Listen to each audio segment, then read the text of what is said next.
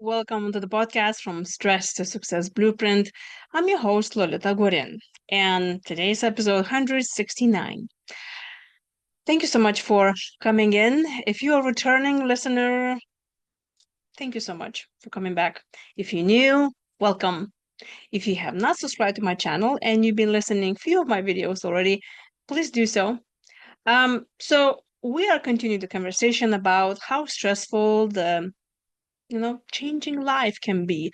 And if we want something new in our lives because we're not happy the way things are right now, definitely we need to do something new, right? Because if we will do continuously doing whatever we don't want, we cannot expect results that will be something that we want, right? That's called insanity. So today, specifically, I want to address about how much stress can be with changing habits.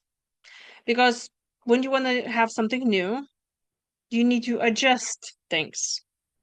And that has to do with something that you're probably continuously doing. Of course, there's lots of change can happen just like that. Let's say you find a new job and your life just changed. You need to move the countries, maybe, and all that. But a lot of things that has to do with our mindset and our physical activities to really see results. You need to have habits. That's kind of like going from day to day activities, and there is no way that you can lose weight overnight. Probably not in a healthy way, or have amazing state of mind overnight either if you're not really working on the issues or you're not forming new habits that helping you to arrive to that point. And anything new definitely is stressful. I mean, naturally, because we want to stay safe, we want to be alive. And as I say, we even eager to kill ourselves in order to survive. Yes, sounds funny. But how many times did you see people staying in the same situation, even though they're being hurt, like physically or emotionally, financially, but they're still staying there?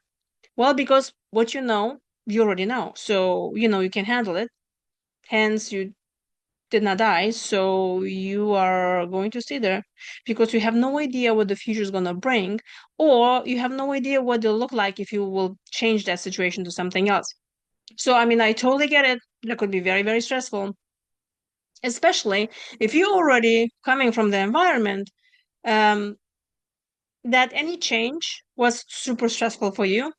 Like maybe you were a child that was moving location, maybe somebody in your family, like mom or dad, they were in the military and then you have to like constantly change.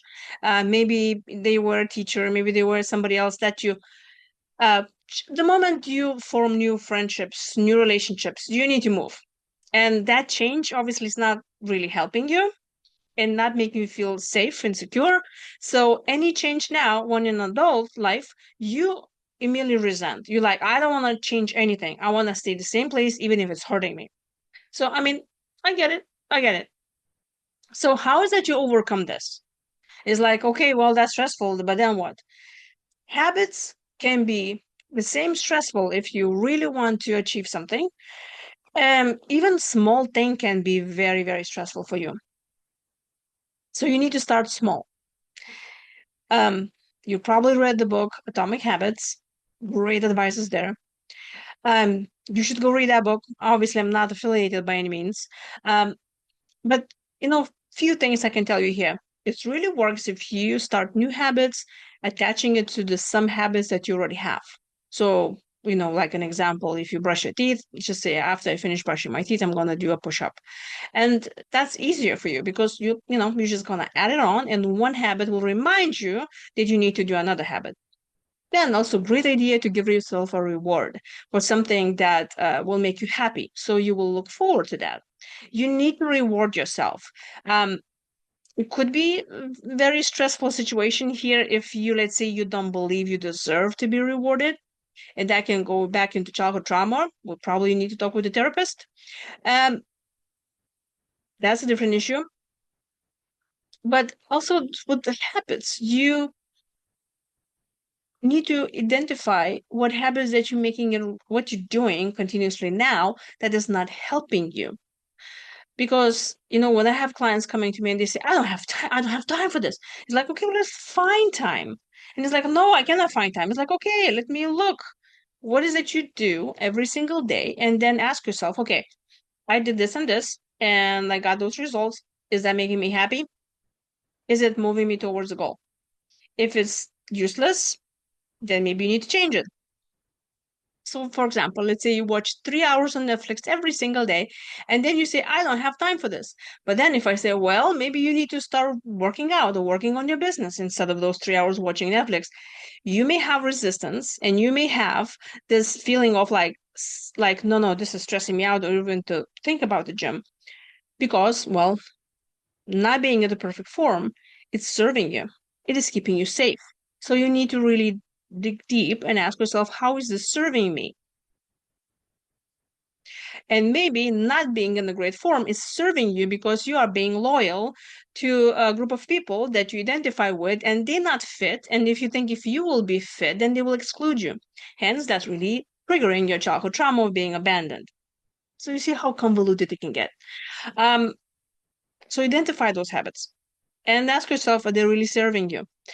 And then try small steps. There's so many times I hear that, especially those who are working, let's say, to get in better shape. They're like, well, I hate physical, I cannot go. And it's like, how about if you just go around the block, just walk? Nobody's asking you to run anywhere. Actually, not everybody likes running or is good for you running. I mean, anyway, this is just a lot of conversation. You can leave me a comment below and tell me what you think about running.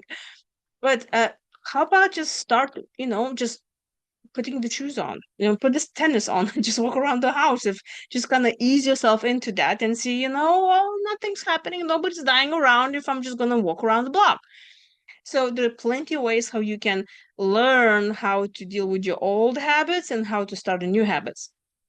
Now there are plenty of coaches that can help you with all the habits and everything. But if you need some help with identifying the habits that don't work for you and working on the habits that do, that has to do, with other things that bring you stress in life, I'll be happy to help. So you're welcome to go to my website, beamazingyou.com, and book a session with me. Also, we already arrived at the point where my journal for adult children of alcoholics is the accompanying book to my original book that I released last year that's called Stress Management for Adult Children of Alcoholics. The journal is live. So you're welcome to go on Amazon, and definitely the link there is in the description below, and get that journal because I have the very good tips on how to address your stress and how to track your stress every day. And there's some other great things in there. So head to Amazon, get that journal, and this is how you will know what are those patterns so you actually can start changing them. If you have any questions for me or you want that I will talk on specific issues on this podcast, please leave me a comment below. Also, I will be introducing some people. Yes, I know, finally, it will become like a normal podcast when I'm actually interviewing other people, how they deal with stress. So I'm looking forward to that.